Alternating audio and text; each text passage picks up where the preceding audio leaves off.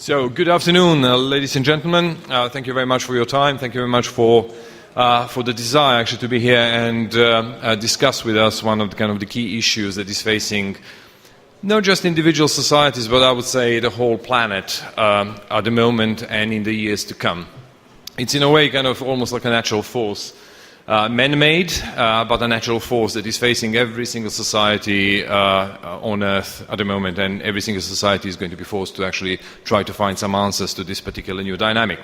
So what we are talking about? We are talking about the fourth industrial revolution. It has been a few years since Klaus Schwab of the World Economic Forum in Davos has created the name for this particular phenomenon. And he used a particular kind of progression of developments to illustrate what he meant by it, meaning that the first industrial revolution, so-called, it was actually moving from a muscle power to steam. The second one is actually moving from steam to electricity to the internal combustion engine, aeroplanes and similar technologies. The third one was digitalization of everything. And then the fourth one is what we are going to be facing or are facing at the moment, which is that all the things are getting smarter, they're getting cognitized, and basically the world around us is starting to think, and because of that, the world around us is starting to do many of the things that people used to do so far.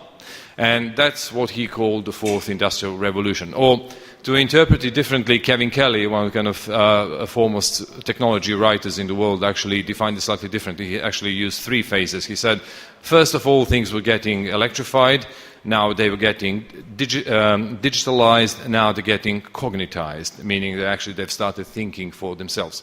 Now that is actually bringing a raft of issues, a raft of not just problems, but opportunities for us collectively as a species as well, that we need to be thinking about. And for the next hour and a half, including your questions, we are actually going to be trying to shed some light on various issues that this new paradigm is bringing to us, talk about the opportunities, talk about the problems, talk about the ways that we need to try to get out of the muscle memories or the muscle memory of the 20th century in so many different ways, and actually see where we are, what do we need to think about, what do we need to prepare for, and how to respond to this absolutely huge change that is just hitting us.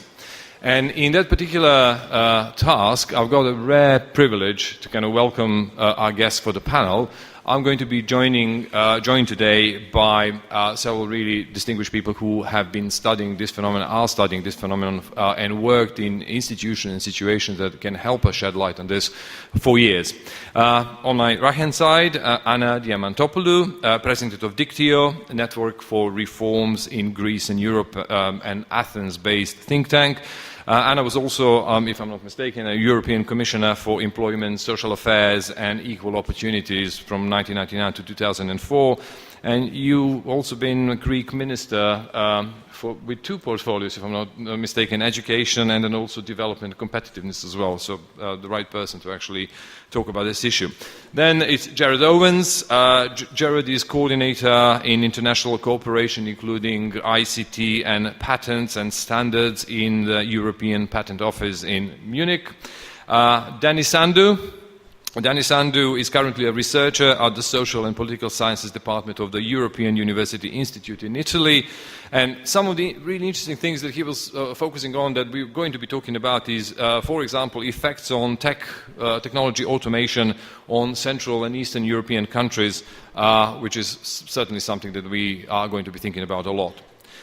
Viktor Krasilshchikov, senior researcher at the Polish Institute of Advanced Studies in Warsaw, also focusing and looking at development obstacles in semi-peripheral and peripheral countries during globalization. And again, a very strong touch point with what we're going to be talking about today. And also my great pleasure to introduce Professor Seonjou Kang, professor at the Institute for Foreign Affairs at National Security, Korean National Diplomatic Academy.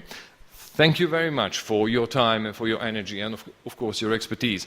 May I start by asking you exactly the same question, each of you, and a few minutes of each of you to answer that question any way you like it and give any support points for your opinions that you like. And that question is very, very simple. There's lots of naysayers saying, oh, this fourth industrial revolution, it's kind of all kind of hot air. You know, the first industrial revolution was steam. Today, the whole economy seems to be powered by hot air. But there are actually really firm, solid things that are kind of coming our way as well. Now, my question is, do you think that the fourth industrial revolution is real? And if it is, why? What are the support points for it? Or if you don't, why you don't believe in that? Anna, please. Works, yep. Okay, for this invitation in this very interesting summit. Is it real? When something becomes real, when people feel and understand that, it's not just a discussion between scientists and the elites. So the second industrial revolution, you refer to that, the electricity, when did it become real? My grandmother was in a small city in Macedonia, in northern Greece. The name of the city was Serbia, so the two of us were Balkans, and we understand all this confusion of names and areas. And she understood what electricity was when she put the button and the light came into the room. So it was something real. When my mother understood the digital revolution, that it was real, when all of a sudden she could speak to her grandchildren around the world through Skype. It was a revolution. Something changed in the lives of people. Now, is this revolution real? Do we put the button now and understand what is going on? Not really everywhere, and not for everybody. But the changes which take place in our lives are unprecedented. And the acceleration, the speed of these changes had no precedent. According to McKinsey, the speed is 10 times higher, and the impact is 300 times bigger. So why is it real, and what does it mean? Do you know that we have the first robot lawyer in the United States with a license? What does it mean for this profession? Do we all know that there is a 3D printer machine now that it produces bones of our body, of human body? We know that everything has changed with the virtual reality. And if we go to an airport, we can see that 90% of people who were working in the airport are not there anymore. They all have been replaced by bots, machines, and robots. So it is real, it is here, it is not very much understandable by all people, but we have to be to understand that it is very, very urgent to organize states, policies, universities, systems. Otherwise, the inequalities because of this fourth industrial revolution will be catastrophic. And we'll be coming to that in a minute. Thank you very much. Gerard, do you think that this thing that is hitting us is real? Well, I think it very much so. I think it's very real, and I think that because I'm here to represent the European Patent Office, and our chief economist, Jan Menier, has done a very detailed study on the fourth industrial revolution, and he's provided very strong evidence to show that it is real. So if you look on our website, if you look on a report on our website on the fourth industrial revolution, what you'll see is patent filing trends in particular technologies. And what you'll see is that those have been increasing rapidly over the last 15 years, and in particular, since 2010, they've been increasing exponentially, and there is no end in sight, basically. So we have very strong evidence. Now, what do I mean in terms of patent trends, and why is that important? People apply for a patent for something that they believe they have, which is new and inventive. They've done research and development, they've put a lot of work into producing a new process, a new product, and if they think they have something new and inventive, they can file a patent, they can claim exclusive rights, they can work it to their effect, they can get a return on their investment, and they will then continue, their business continue to develop. It means that patent filings have to be filed very early, because if you don't file it, somebody else will file it, and you'll no longer be new.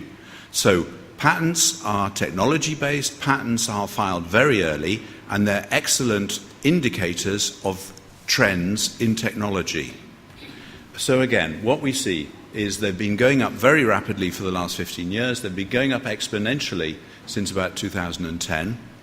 And what we have there is not just one type of technology. We have three sets of technology. We have what we call the basics. We have hardware, and we have software, and we have the networking technologies themselves.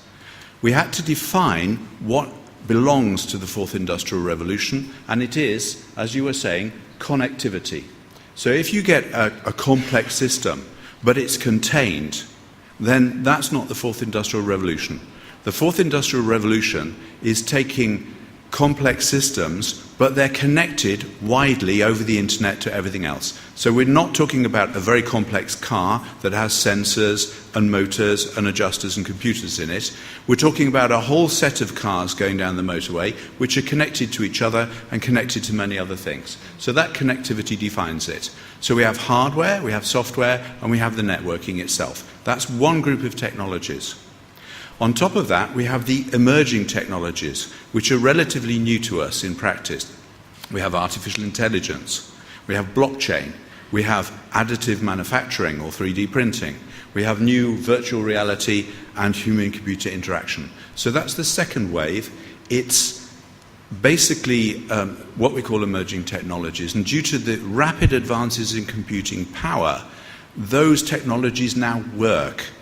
Artificial intelligence has been around for 30 years, but it now becomes deployable, economic, and it works in practice on machine translation, on speech recognition, on managing complex processes. And then what we have on the back of that, we have the application domains. So we have the smart technologies, smart buildings, smart transport, smart heating, smart cities, smart everything, basically, where there's sensors everywhere, they're all connected up, it produces big data, massive amounts of data. That data has to be handled by artificial intelligence and so on. And so all of those elements have been increasing exponentially since 2012, and with the application domains a little bit slower, a little bit behind, 2 or 3 years behind, but that's concrete evidence, basically, that technology is going this way. Exactly. So it's not just that you think it's real, you've got the numbers to back it up. Absolutely. Danny, what do you think?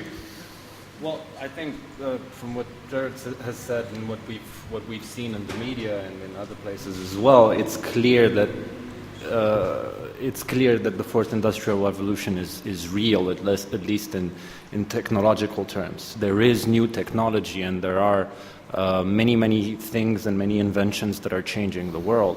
But it's also real in economic terms, and that's one of the things that's more important. To go back to Anna's point, I realized that the fourth industrial revolution is actually something that's affecting all of us, not just a few of us. When my taxi driver told me that he was afraid, he was wondering what he was going to do when driverless cars become taxis. And there's a lot of people that are thinking about that. And there's a lot of change that has been happening in the last 10, 15 years. If we structure tasks and jobs, if we structure jobs by their vulnerability to automation, in the last 20 years, we have seen a huge decrease in jobs that are routine and easily automatable, and a relative increase in jobs that are not. And this has caused multiple people to talk about a type of polarization of the labor market, because tasks that are automatable tend to be somewhere in the middle ground of abstraction, of complexity. So it's basically jobs that are highly abstract, that require a human touch. Those are managers or public speakers or politicians. These jobs cannot be automatable. And there are jobs that are manual, and that cannot be globalized, that cannot be outsourced as well. Those are cleaning jobs or to some extent even food preparation jobs, serving jobs or things like that. And if we look at the structure of the labor market all over the world for the last 10, 15 years, we see that before the financial crisis, and especially during the financial crisis, 80% of the jobs that have been lost, that have gone away, are jobs that are easy, have been automated, or were vulnerable to automation. So yes, indeed, we can actually see the economic effects of the fourth industrial revolution, and slowly but surely we're starting to see the social or sociological effects of the fourth industrial revolution through increased inequality. Thank you very much. Victor? Yeah. At first, I don't like the term the fourth industrial revolution. Moreover, I reject this term at all. We can speak about new scientific technological revolution. Yes, I agree. But this revolution presupposes overcoming of industrial system. Unfortunately, speaking about new industrial revolution, we concentrate our attention on the sources of energy, power, and tools of production. As it seems to me, this is a technocratic approach to the contemporary problems. But as Florestan Fernandes, one of founders of the contemporary Brazilian sociology, said once, technocratism is the reverse side of slavery consciousness. Because a technocratic approach underestimates the significance and importance of human factor of production. It would be much more relevant to speak about relation between humans and the production processes. I cannot reject the technological revolution as a fact. But I am repeating once more, I reject the term new industrial revolution.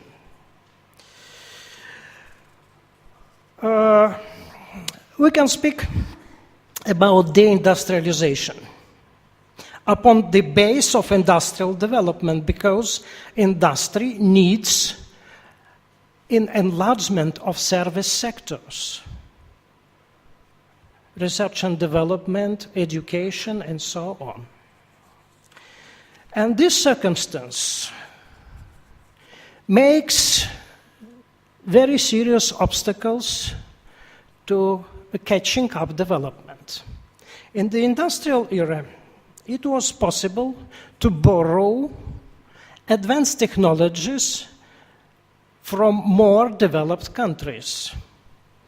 And as the experience of East Asian industrial tigers shows, this borrowing could be very successful. But today, it is very difficult to borrow and to implement new technologies without adequate social, educational, and scientific research system.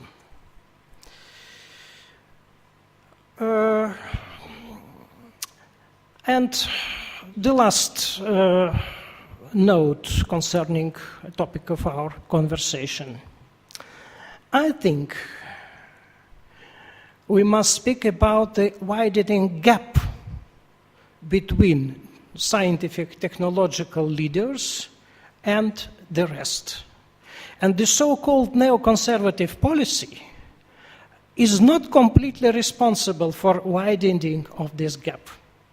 This gap is objective, and it cannot be eliminated by wise decisions of enlightened politicians or bureaucrats. Unfortunately, it's our reality, as the reverse side of a new technological revolution. Thank you. So thank you very much for that. We'll talk about actually what can be done or what we should be doing. But Professor Kang, you also kind of focus on international relations. Is the so-called fourth industrial revolution real, and what do you think is the impact on the kind of international relations? Okay.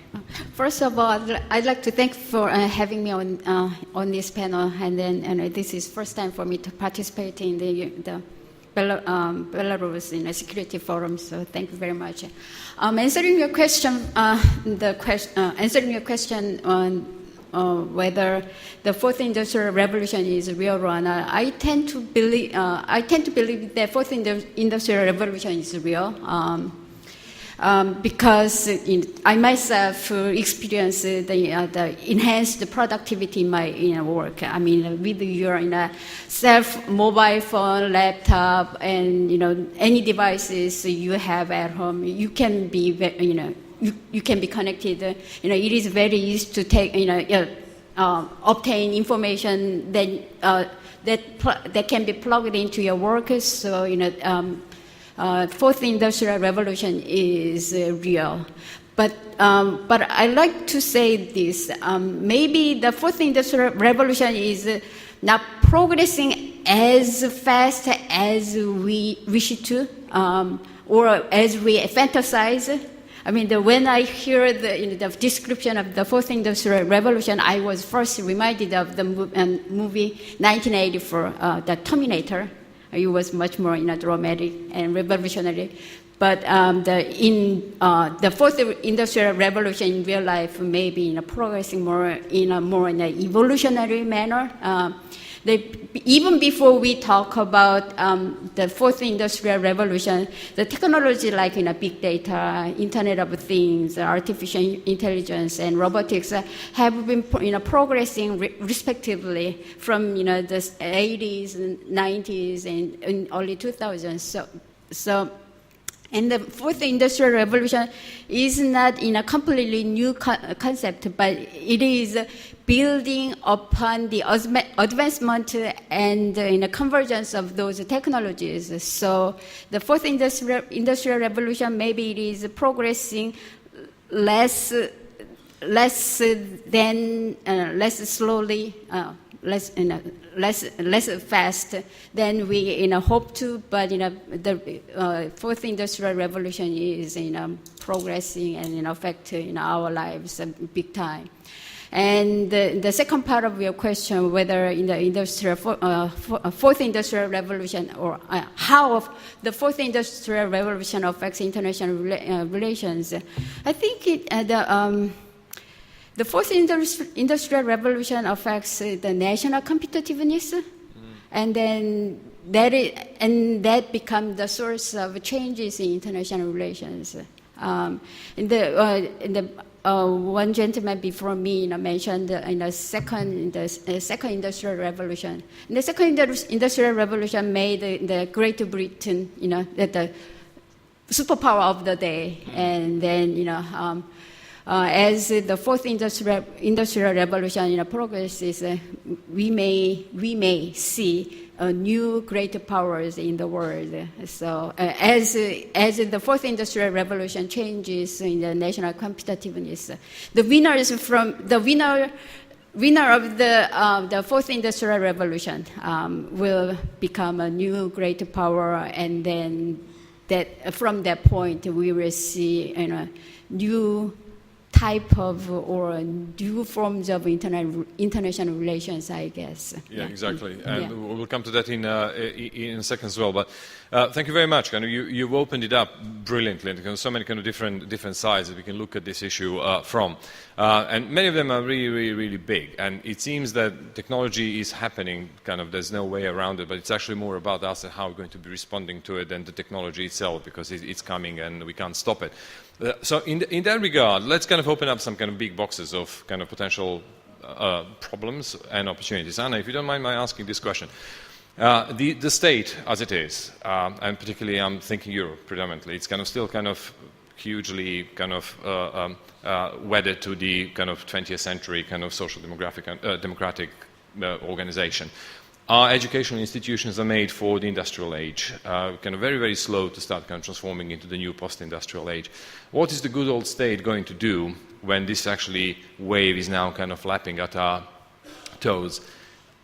What sort of pressures are we going to be facing? Is the democracy itself going to have to change what it is, and maybe even what it's called, in order for us to be able to kind of answer to this? Yes, I'm picking up some of what has been said in the discussion as well. If you see what is going on as a technocrat, you could call it an evolution of technology. But it is a revolution because everything changes in the social, economic, political, and democratic life. So there are many different areas. The key word is inequality. Inequality between countries, inequality within the societies, and among people. And what kind of inequalities? In order to prepare a country, people, to participate in this new revolution which is coming, it means that we have to proceed with big changes in our welfare states, and I'm explaining why, in our educational system. And I'm stopping in this too, because everywhere there is a problem. I'm starting from the welfare state because it has to do what you said with democracy. The welfare state in Europe stands on very concrete issues. The labor market, the way it works, the taxation system with limited competition, and with contributions of the employers of the employees. But this is not the case now. I mean, the platforms change completely the notion of labor. In Airbnb or in Uber or in other platforms, they are not talking about workers. They are talking about providers of activities. These people are not covered by the labor standards and by the labor regulations in many countries. So it is a total change. And it will have an impact to the welfare state. So when people in a country understand that the labor market changes and they cannot participate because they have not the skills, and when they understand that the welfare state system is not strong enough anymore to protect them, then there is an unrest. And I believe that part of the nationalism and populism we have in Europe is because of that. It's not only because of the migration system. Now, let's go to the educational system. I think that one of the most interesting discussions in Davos was this for the educational systems. Because are we going to prepare people in order to compete with machines? Can we compete with machines? No, we cannot. So what we need is to invent in the human capacities and abilities. This is what I'm saying in a slogan, in a few words, that we have to combine Aristoteles with coding. So to change the sense of our educational systems, and this means, and in some countries this is the reality now, that they are starting computing and coding and computing from the first class of the primary school. This is the case in Singapore, in some cases in Korea, or they started in Germany and in Estonia. But the change in the educational system, it is not as it was in the past. It's a very deep change because, according to the OECD, the skills needed is a combination of emotional skills, technical skills, and character skills. And they are changing year by year. Our educational system are not oriented to these needs. So we understand that the states, the political systems and the politicians must be pioneers. They have to predict and to understand what is going to be in the next 20 years and to prepare their countries for that. And about democracy. Could we change the word democracy? That's an interesting question. Democracy is a Greek word, an ancient Greek word. Demos means people, and kratos means power. So it is the power of the people. I think it will be through centuries the same ideological translation. But now, when we're talking about people, it is just people, or are we blending technology into the people? This is the question now, and of course, I mean, we cannot be prophets. Yeah, but we need to be thinking about it as well. Kind of how are even political models, intellectual models of organizing society going to change as well? Just point, there are 17 countries in the world, in Asia, in Europe, and in the American continent, who prepare themselves. They have presented national plans, 5-year plans. They are trying to organize it.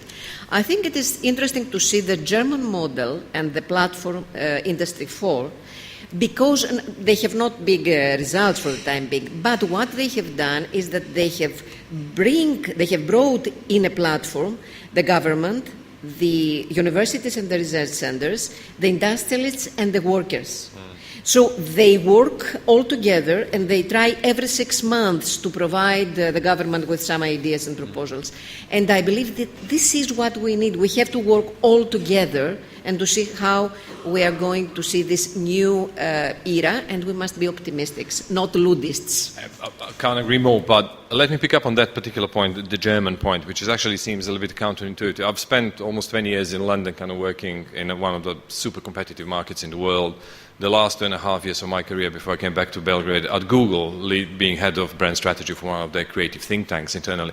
So I kind of seen the other side of kind of modern capitalism as well. Now my question is, we always want to talk about competitiveness, and you rightly so pointed out to the well-being of all of us and people as well as being an absolutely critical factor. It seems that two things are now not kind of taken together, that we kind of think either or. And that's a question for you, Dani, as well, if you don't mind. I think kind of really sits in your areas of interest. It seems that at the moment we are thinking about the fourth industrial revolution within the realms of capitalism exclusively, particularly the kind of so-called neoliberal, all right? That competitiveness and the fourth industrial revolution can do wonders for some countries if they're clever enough to be super competitive now. But how to balance competitiveness and well-being, and my question particularly to you, Dani, is it possible to do something about this thing within the realm of the hyper, super-financed, big finance capitalism that we know today? Well, I think that's a very good question, and that kind of shapes the type of debate that we're having nowadays, because what we see is that although there are blanket results on the aggregate level in terms of changes in the labor market, in terms of how many jobs are lost or gained, or prosperity or inequality, or many of the things that we've heard about connected to the fourth industrial revolution, we see that these results are very, very different from country to country.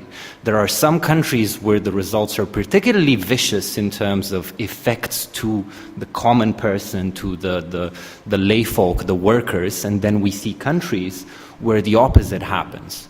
In a comparative study of labor market polarization between the United States and countries in Europe, researchers have shown that basically European countries that have a highly functional corporatist model, basically what Anna was talking about, countries where governance decisions are taken together with labor unions, together with people who are directly affected, with civil society, these countries tend to harness this potential of technological automation and the fourth industrial revolution to the benefit of the population.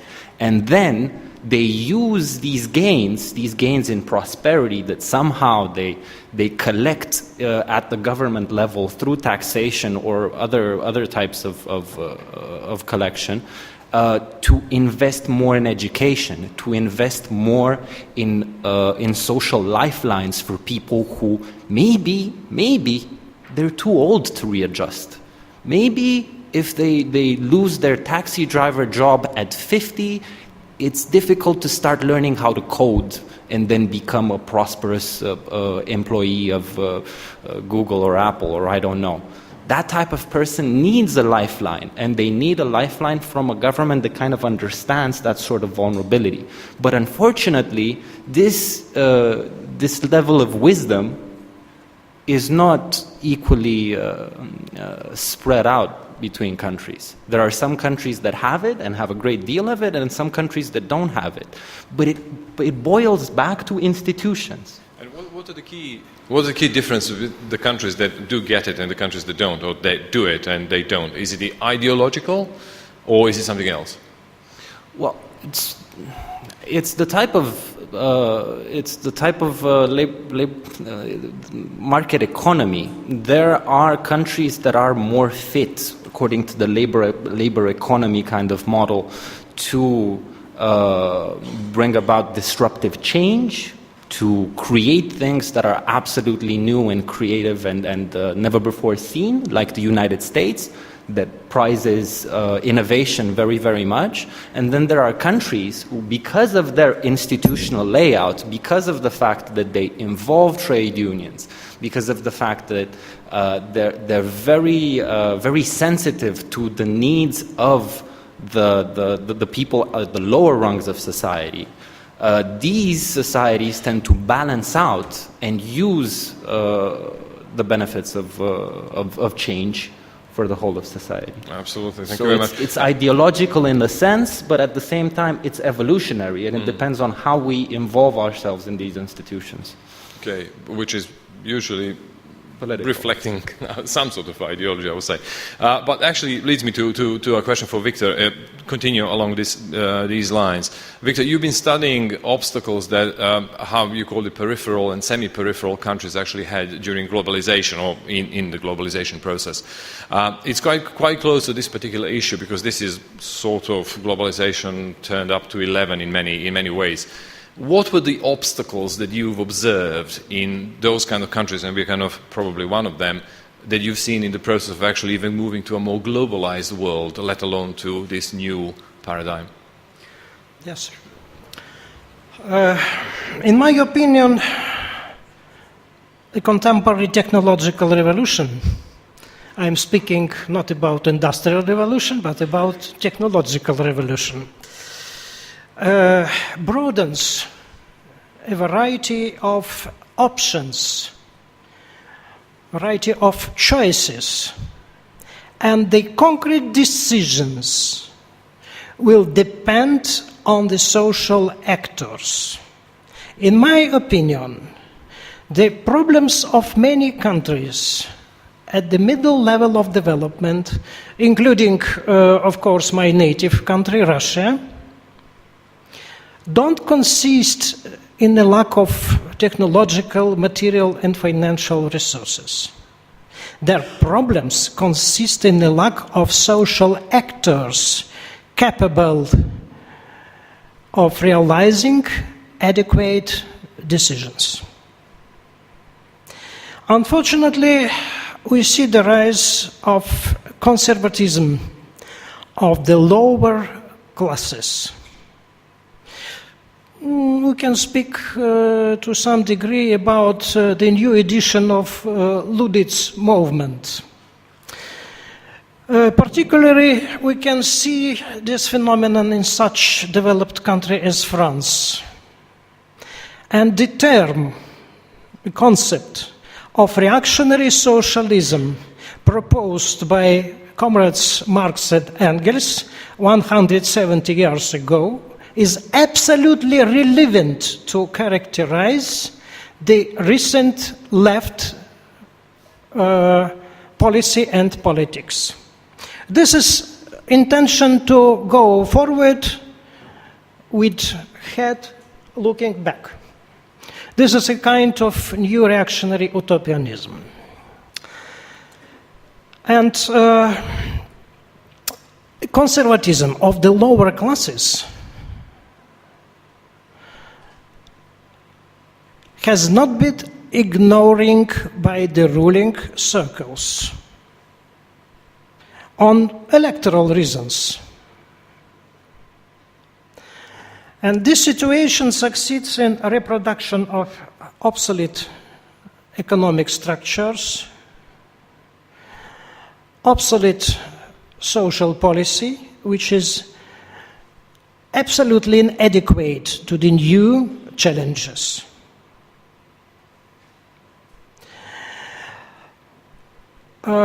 This is the real base for the rise of new threats to democracy. Yeah. We see the rise of new dangerous class precariat in all countries, including successfully developing China. and social and political behavior of this precariat is absolutely unpredictable. Absolutely unpredictable. What can be solution of this problem? In economy, more market and more state at the same time. The second point, enlargement of non-market sphere of education and scientific research and free creative activity. It's impossible to commercialize some kinds of human activity. It's impossible. But at the same time, it's necessary to develop market forces, to stimulate market forces in the sphere of economy as itself. In other words, decisions have to be multidimensional, very complicated. But the necessary condition of successful resolution of the recently existing problems is recognition of these problems. Yeah, acknowledging that they exist in the first place, right? It's actually a very good point, because it seems that our response to this new wave is a choice. We do have a choice, right? And it's actually up to us, to our governing structures, to eventually make their choice, and thankfully or luckily going to be evidence-based choice, right? Another question on that one, because I think you've touched upon the kind of breakage of, many of you have touched upon the breakage of some of the existing structures. It strikes me that there's no jobs for life, well, that soon there's not going to be jobs for life, fewer and fewer of them, which means that during our lifetimes we would need to be able to adopt multiple individualities, or almost kind of personalities. We kind of have to be different people at different parts of our lives, doing completely different occupations, completely different jobs. Now it seems that kind of we can look at it from two lenses. The positive one is the Lenin kind of lens. It seems that he's won eventually, because he was saying learning, learning and only learning. And we learn all life, and we change kind of our interest and jobs as we learn. Or there could be kind of another negative effect to that, which is the breakdown of our identities, personal identities, which can lead us into more misery, more depression, more anxieties, and many other things that we are seeing now, particularly in the vastly developed world. Actually, we are seeing a lot of those things. So what do you think actually is going to happen with that particular thing? This is a question for everybody, just opening the floor. Professor Kang, or Gerard, please. Well, I studied twice. I studied biotechnology, and then I studied human-computer interaction, which is ergonomics. And the philosophy behind ergonomics is that you make machines work for you. You do not adapt to the machines. So instead of having basically a machine where a human fills in all the bits that the machine can't do, the whole philosophy is the other way around. And I think you need that philosophy all the way through the Fourth Industrial Revolution. We have lots of new problems.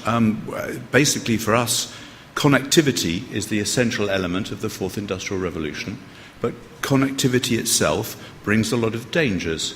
It brings a lack of privacy, as we've seen with leaking of data, basically from social media. It brings security problems, huge security problems, potentially, if somebody can get into a network of a nuclear power station, or the automation of future autonomous driving cars and things like that. So around every new technology you have a lot of dangers, and you have to assess those risks and take those risks into account, and you often need technological developments as well to counteract those. And one of the major areas that we see that where there are many patents as well, it's security, it's cryptography, it's digital security, and those are essential elements. But if I come back to the ergonomics, in my lifetime, I'm an engineer, basically. And so I'm one of those people that's continually accused, firstly, of being a technocrat, and secondly, of putting people out of jobs. But I've spent the best part of 30 years automating the European Patent Office. And we've gone from small, slow, loud computers with small screens to big double screens that don't weigh very much, to desks that you can raise up and down so you can work standing as well. And we've put a lot into the ergonomics, basically, so that people can work more comfortably. And I think that's very important. We spend half of our waking hours at work, potentially. So, you know, our standard of living at work is as important, almost, as our standard of living at home. But the philosophy that you should make machines work for you and for society as a whole, I think that's the important element. But that is our choice. That is the way that we have to configure society to a certain extent, and we have to work in that direction to improve the standard of living. But not for a very limited number of technological experts, but for the population as a whole. And that brings us to the distinction between simple and hard. It's quite simple to understand that particular sentence, very hard to do something in practice, right? All we're seeing is so far, we are kind of exploring why. Dani, you were saying? Yeah, it's very interesting to see that if we look at the evolution of technological change in the 20th century, most technological changes, most innovations, probably most patents as well, have generated an increase in free time. So people have to work less and have more free time on the aggregate level. So this increases the quality of life. Again, it's on the aggregate level, and there's obviously a lot of inequality there as well. But we have to try to start thinking about the use of technology in the exact sense that Gerard was talking about, in the sense of complementing what we already have, complementing the potential of human beings to do something. And there's actually a very, very interesting story there, an evolutionary story, if you will, about something that happened in the United States in the 20th century. So at some point in the 1950s, there were very, very few bank offices in the United States. There were less than 500 bank offices in the United States. And most of what bank offices did was basically give and take money from customers. And at some point, the ATM machine, the ATM was invented.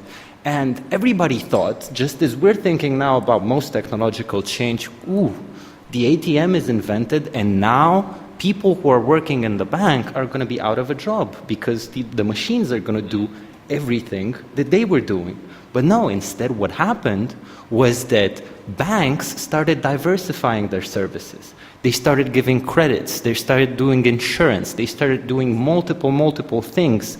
So instead of having fewer people work in banks, you had more people work in banks and suddenly much more banks. In 2008, I think this is David Otter talking about this, in 2008 there were 400,000 bank units in the United States. Although at the invention of the ATM, they were thinking that there was not going to be any more employment there. Exactly. Yeah, please. Because in the beginning, when there was the production of ATMs, there was a kind of floodism in the United States, and they were there and they were destroying the machines. And in the end, the change was completely different. But I would like just to make a point on if life is better and we have more time or more money, etc. When we have big changes in human history, we can see that in the beginning there are always losers and winners. And the losers are more than the winners. So I think we are in this situation now. And we can see that, for example, in Philippines, there was a new documentary from the United Nations that there are hundreds of thousands of people who are working as cleaners. Have you heard about that? The cleaners are people who are 12 days before a screen, in front of a screen, and they try to cut images that are dangerous for the people. So these are the kind of slavery working, comparing with the beginning of the industrial, of the stream industry. We are in this phase. We don't know yet how we can make the winners the majority. But this is what we need to do. And in order to do that, we have first, as Dani said, and as Owens said, we have to understand very well what is going on and to make predictions, because this is what the politicians have to do, to predict the future and to prepare the people. Yeah. Just one question for Professor Kang. There's always opportunities in kind of big upheavals, not just the challenges and problems, but opportunities as well. Today, again, picking up on many of the points that other speakers have made, we've got maybe 300, 400, 500 new jobs that didn't exist even 20, 30 years ago. UX, designer, and kind of many other kind of occupations that I was working with or I was doing as well that simply did not exist. So that's going to happen here as well, for sure, we know that. How do you actually see that as being a realistic opportunity for us? And do you think that it's going to be an interesting thing to happen into countries, that as they actually start taking up different opportunities, that we may see slightly more fluid identities of the countries themselves, not just individual people? Sorry, for Professor Kang. Would you ask the question again, please? I just a little bit lost listening to your questions. I'll repeat it. Yeah. So there's going to be lots of opportunities in the fourth industrial revolution. There's going to be new jobs created, new occupations, completely new things.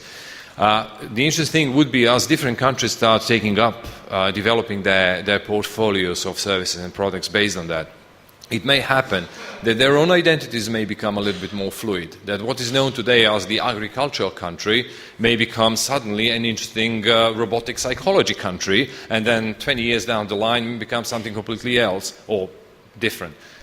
Do you see that as being kind of a plausible scenario, that a lot of different countries are going to be taking up different opportunities? Yes, I think that is possible.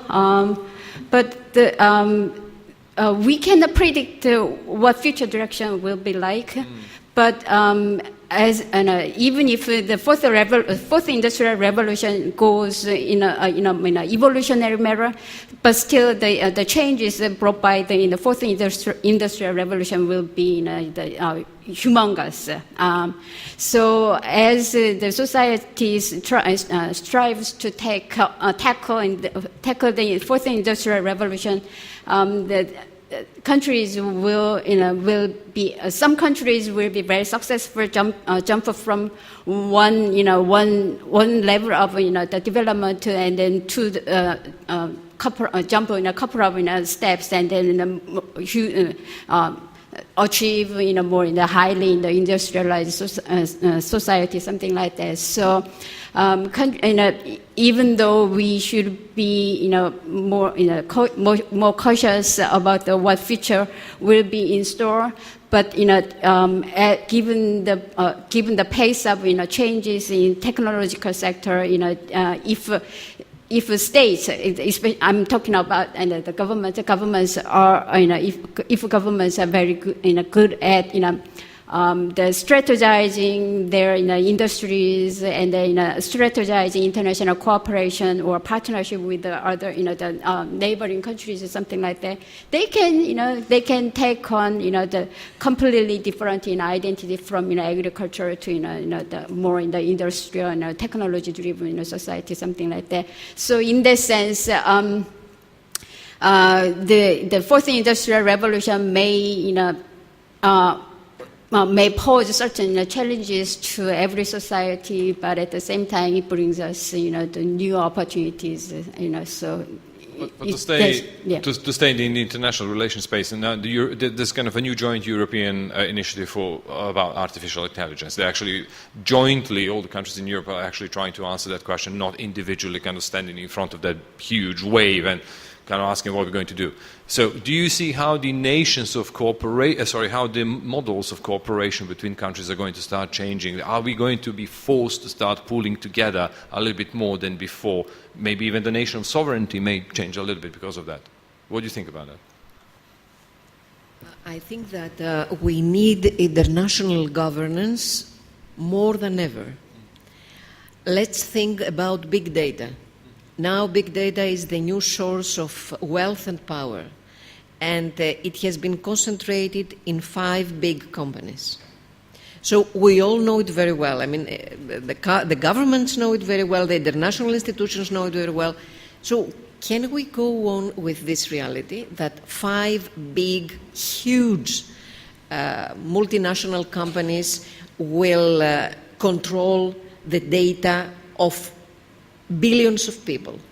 So I believe that the next step, and now there are many discussions in the United Nations, the WTO, and of course in the European Union, and I think that it's important that in the European Union there was a first step about the directive for private data. We'll see what the result will be, but it was a first step that we need a regulation more than a national one. Now we have an effort of a European regulation, but I very much believe that we need rules as we have for the trade, for the international trade. Otherwise, we don't know who are going to govern the world. Yes, please. Just a couple of points on that from my side. I mean, the fourth industrial revolution is based around connectivity, and that connectivity is not limited. The internet is everywhere in the world. So here I have excellent internet access. I'm doing video conferences with India every week. So that enables everybody basically to get on board if they can. Yeah? There are many important aspects of this. One is, and if I look at India, India is a country I deal with. They're slowly going to overtake the population of China, and within 10 years they will be the third largest economy in the world. And that's been foreseen by Pricewaterhouse and many other institutions. They have a population which is 40% of their population is under 20 years old, and they're literate these days. Now, they have access to the internet slowly, because they can get smartphones now for 1 or 2 euros a month. Yeah? And they can get access to the internet and so much information there. So these young, ambitious, literate people in India are going to want to be part of the rest of the world. We already see down in Bangalore, for instance, that IBM has 100,000 employees in India. And IBM does not deal with low-quality work. It deals with high-end work. Yeah? And so they have a huge part of their population there. So this is one way in which we're going to see a rapid development within India with their software skills as things virtualize more and more. That's one end of things. On the other end of things, we see that our two biggest single applicants in smart technologies in the fourth industrial revolution are Samsung and LG. Yeah? They're both in Korea. But as we go down the list then we see Sony, then we see Nokia, then we see Qualcomm, and we see a whole range of different companies from different continents, basically. We see a move towards the east, but it really is becoming more and more a global economy, and that gives us more rules, more issues. The patent system is geographically based. You have a patent in America, you have a patent in Europe, you have a patent maybe only in Germany. But the patent courts are national as well. So this is totally archaic.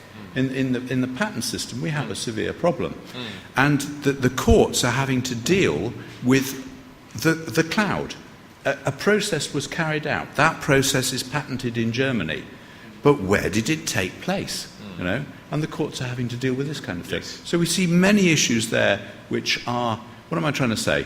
You've got everything there. Yeah? You've got India up and coming. It's a fifth of the world's population, and they're growing very, very rapidly. You've got small Korea, which in terms of population is smaller than the UK, but they have the two biggest applicants on the Internet of Things. So we have all sorts of opportunities there. It's up to us to cooperate as best we can. So I'm sorry, Brexit is a disaster.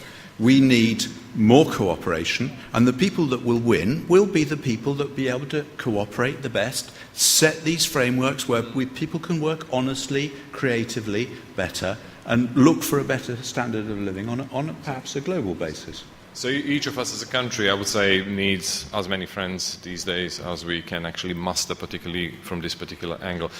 Dani. Very briefly, I'd like to say two things. And one is that researchers and economists in general agree that it's very, very difficult to disentangle the effects of technological change, so what we're talking about, and the globalization and free trade. So if you can't disentangle them, what most of this research does is try to treat them together. And it's very, very clear that a lot of this technological change wouldn't have taken place if we wouldn't have had a huge increase in free trade, if we wouldn't have had a huge increase in globalization, if we wouldn't have had this huge increase in global governance, in patents, administration, and things like that. So that's one thing that we need to be wary of. The other thing that I want to say, in a way to kind of turn the wheel on this whole discussion, is that we're talking about the importance of these major companies. So Anna was talking about the 5 major companies and how important they are. But they rely on a sort of I wouldn't call it a business model, a sort of a functional model that extracts a lot of importance from its labor force. So these people who work for Apple, Amazon, Google, Microsoft, whatever, they're very, very technically skilled, and they can't be easily replaced, which gives them a lot of power, a lot of bargaining power. And more you see these engineers, you see these people organizing within these companies and asking the companies to develop ethical standards for what they do. Google engineers have petitioned the administration, the Google executive team, to stop applying for tenders at the DoD, the Department of Defense, because they do not want to have their work used to kill people. Amazon is thinking about doing something similar. Microsoft has been doing this for the longest time. This is like trade union movements. Oh, the kind of the very, very, very first kind of beginnings of the new one, probably for the new industrial age. But actually, we had associations of workers, and now we have platforms of workers. So it's a different way of being organized. Different age, exactly. But actually, that's a very good point. If you don't mind my actually staying in that space for a second, as my last question before we kind of open the floor for everybody who wants to ask any questions. It's exactly about managing talent. It's about how we actually treat people in this kind of new economy. And I've seen it kind of firsthand at Google. Many of the reasons that people actually want to go there, not just because it's a sexy brand, but it's actually genuinely treat you differently. And when people usually leave Google, they don't go to another company. It's literally like going 2 steps down. You either set up your own company, you go to Facebook, or you actually completely leave the industry, which is what I've done, completely changed the way of life and go and do something completely different from the previous one. And that's mostly because of the way how they actually treat their talent. They are much better than traditional companies to recognize talent, to spot talent, to recruit talent, and then to retain it because of the way how the talent is managed. And we kind of, it seems, for the people who are going to be successful in this kind of new paradigm, need to learn how to do that on a more massive scale, but also how to change our educational systems in order to be able to get more of the kind of right brains, the brains who are functioning and working in this new environment, again, on a more massive scale. But how to do that? You did hint at that a little bit. You focus on the educational system, yes, and how we change it. It is the biggest difficulty is how to educate the educators. I mean, how to train the teachers, because in each country you have hundreds of thousands of teachers who have been grown up in another generation and with other skills. So I think that this is the first step, and it is how to train the teachers and professors, and on the other side, the new curricula. And this curricula is what I said in the beginning. It is a shift in the mindset we had until now. So how to focus on emotional skills and at the same time and technical skills. And unfortunately, this is not the case until now. I mean, we can see it. We can see in a few places in the world, but not as a general movement how to change education and to prepare ourselves. So more or less, people have their basic skills and then they try to invest in themselves. At least now they can do it through internet. I mean, there are so many opportunities that somebody can. Now I have seen that there is a blockchain MOOCs, so you can be educated in MOOCs from 3-4 universities in Europe. So you can do it yourself. And I think now we are at this point. I'm not really, this is my main fear, and I think this is the main challenge. if the states will be able to respond quickly to this very big challenge. And if I can say just a word, I think it is interesting for Korea, maybe a professor from Korea could give us an idea. The national program of Korea concerning the fourth industrial revolution has qualitative and quantitative goals in each sector. For example, in agriculture, you spoke about agriculture. In fisheries, they have concrete goal in 2022 to have drones under the sea and to follow the fish, so the fishermen can increase their production 40%. I mean, so there is a big change in the agricultural sector because of this goal. But at the same time, who will make these drones? So there is a cooperation with the research centers and with the universities. Yes. So we can see the chain, how it is changing. But there's also another thing that, for example, I'm particularly interested in for this particular country, which is most of the know-how about what to do in these new industries resides in the practice, not in the academic sphere. There's no transfer of technology in the usual way. We need to do kind of a reverse transfer of technology, but the universities are mostly close to it. So what to do about that?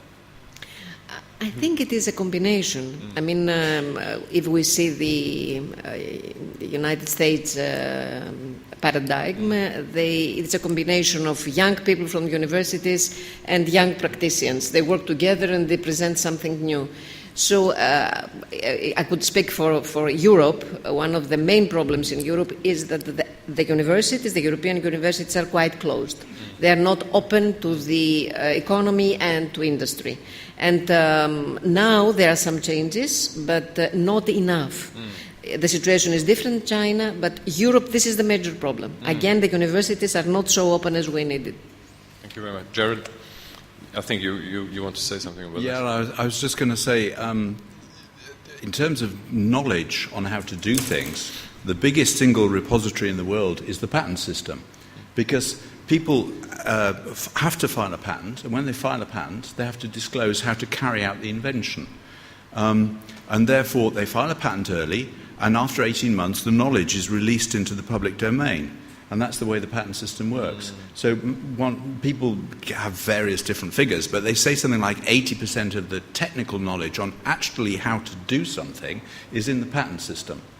Now, it's not in the academic system, because the academic system is always a little bit behind. It's abstracting, and it's a little bit behind what's going on in the industry.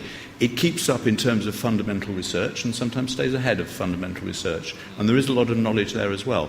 But in terms of actually how to do something, the biggest repository in the world is the patent system. Thank you very much. So the same question for both Dani and Victor. Is the educational system one of the kind of biggest barriers that we've got at the moment when we talk about this issue? I'd like to take a minute to... I think there's a layer that's interesting there in your question, and I think that we need to clarify what I'm thinking about, at least. Because there's two ways of thinking about that question. There's one way of how do we improve our educational system so as to continue to harness this technological change, this improvement, innovation, things like that. And Karl Schwab has a very good answer to that. He says that it's very difficult to train people for jobs that we don't know what they'll be. They do not exist yet. So what we can do is teach them abstract thinking and things like that. But the other layer of the question, I think, is what we need to do to improve the educational system so to make sure that we as a society survive. And that, I think, is even more important because we need to do more training in ethics. We need to do more training in philosophy. We need to do more training in things that are absolutely human and cannot be replicated. So the humanities become actually really important for this new world. Much more important. Yeah. And a very quick question for Victor as well. Sorry, the same question for Victor as well. Our moderator referred to Comrade Lenin. Learning, and learning. But since I'm graduated from Moscow State University, still in the Soviet times, I read many works by Lenin, read critically, and I think very often Lenin did not understand adequately what he said really. As it seems to me, it's necessary to separate, to differentiate learning and studying. Might be learning, as the experience of East Asian newly industrialized countries demonstrated, could be very useful at the stage of catching up industrial development. But it is absolutely insufficient at the stage of the contemporary technological revolution. Learning presupposes repeating what teacher says. Studying presupposes critical relation to all what teacher says. All depends on our choice, on our option. If we want to train qualified executive, we must focus on learning. If we prefer to make real technological breakthroughs, we must focus on studying. Thank you very much. Yes. Okay. I'd like to add one point. What just said before me. To be successful in the fourth industrial revolution, we talk about changing educational system, but at the same time we expect children will do the most of the work, but to raise children to be active and creative in the fourth industrial revolution, who will teach those children? I think the adult teachers should be changed first to raise children to be the successful the leader or the actor in the fourth industrial revolution. But what I'm saying is that changing the adult teachers takes a lot of money. And actually, that is the point where the government or states should strategize how to change the educational system, how to change teachers to be more engaging and nurture children's creativity, something like that. And then that is where the lot of government budget and or assistance should be working. So without changing the adult education or adult teaching skills or teachers' teaching skill, so we will not be able to harness the potentials of the fourth industrial revolution. Yeah. Mark, this is the problem the Singaporean government has met some years ago. Parents of many children appropriated the recommendation of the government to train creative activity of their children. Sometimes using stick as a tool of obligation to be creative. Maybe at the level of learning, stick can be very useful in some cases for very stupid and lazy students. But it is absolutely irrelevant at the level of studying, because creative activity has to come from heart and head.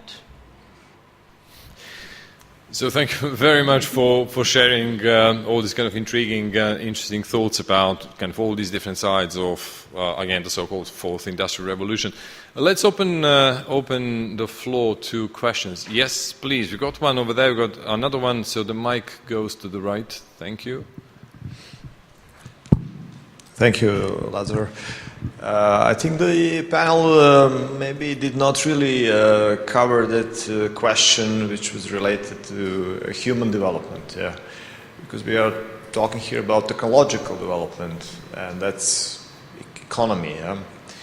And the fourth industrial revolution sounds very attractive, sounds sexy, and but we can refer to Marx, when we say just it's adoption and implementation of new technologies, yeah. And so I would rather say we are still in the evolution. Yeah? Okay, sometimes it's pictured as a very disruptive type of thing.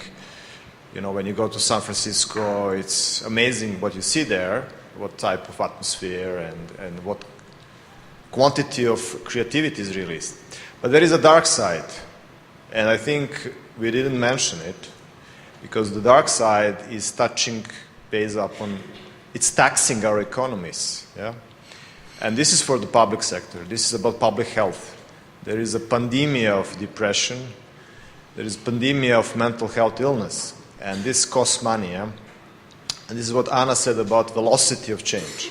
So the velocity of change is huge. It was never such before in human history. So the issue is how we can think strategically in synchronizing human development with technological development. I would like to hear some feedback, thoughts on this. Going back to our opening questions, thank you very much for that, actually. Thank you for the prompt. I was leaning towards the negative, I have to say, during the talk, but then I kind of realized that maybe going into a completely doom and gloom. But yeah, let's go back to that. What do you think, collectively? Gerard, yes, please. I do struggle with this a little bit, because I thought for the whole of my life, you know, we'll get more and more automation, we'll get more and more free time, we'll get more and more time to do what we want. But the human being doesn't seem to be like that. Firstly, the human being seems to be highly competitive. So you put several human beings in an environment, and they'll all almost automatically work themselves to death. And that seems to get heightened now. You seem to get sort of Apple, Samsung, you know, Microsoft, Apple. You just get these very competitive industries, and our kids are growing up in an environment which is more and more competitive for exam results. People are measuring more and more. You're getting more and more scales. And so somehow you're not getting that free time because people are being highly competitive. Well, I mean, personally, I tend to be on or off. I'm sort of working hard on something and I'm enjoying it and I'm focusing on it, or I need to get away and I need to get a break.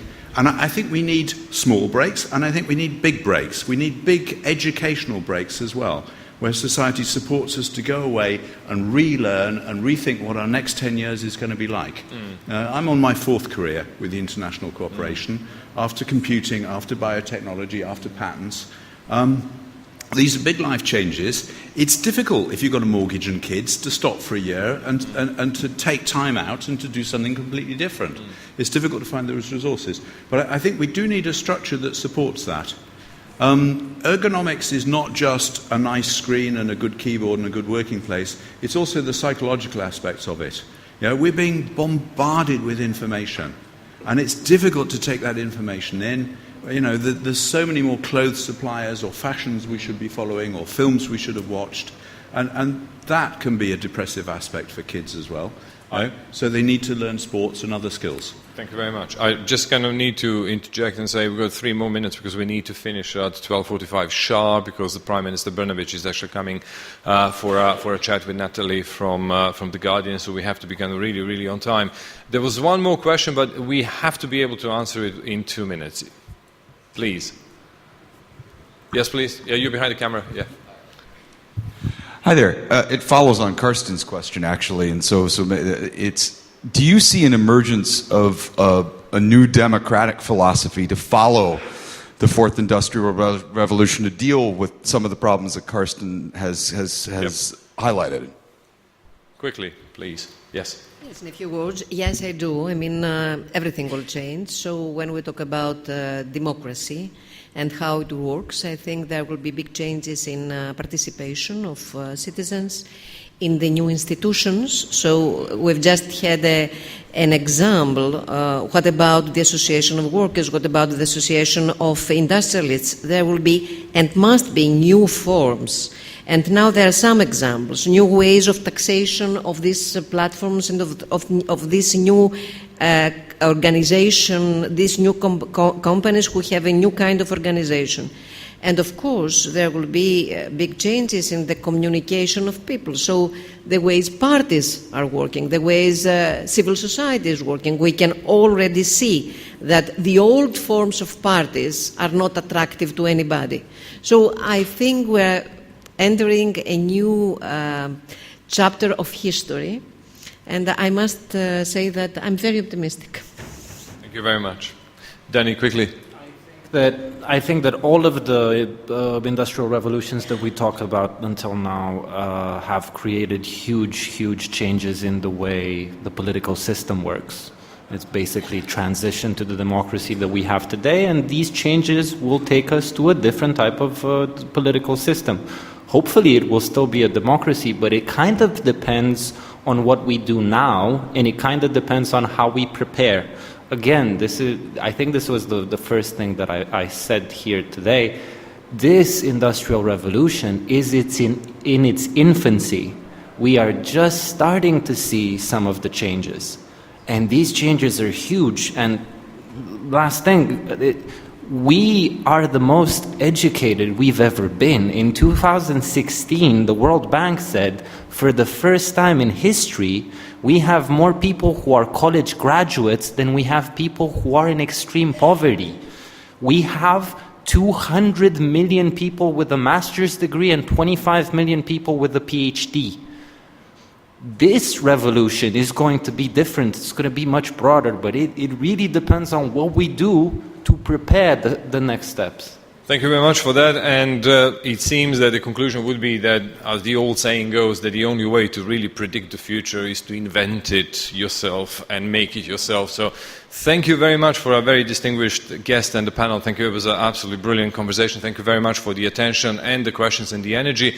And can I please ask you to stay on your seats, because our Prime Minister is coming literally in a minute for a conversation, and there's not going to be a break between the two. Thank you once again. Have a good day.